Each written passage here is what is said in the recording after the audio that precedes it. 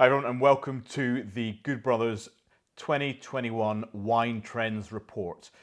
So we're going to release over the next couple of weeks a number of very short snippets about all these in more detail, but this is a bit of an overview about what we see happening in the world of wine in the UK this year, 2021.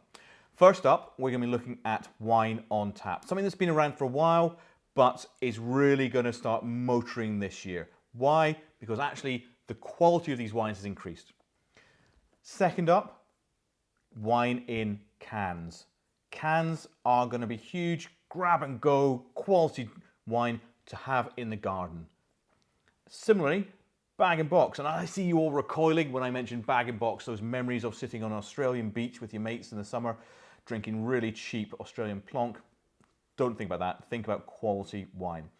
All of these are going to be driven by environmental needs, lack of recycling or less recycling, and retaining the quality. All three, bag and box, cans, and wine on tap, it's about reducing our carbon footprint and increasing the quality wine which we get to you. And price. Then we're going to look at rosé wine. Rosé is going to boom. English wine is going to boom. They've been around for a while, yes, but we're going to see a real push this year.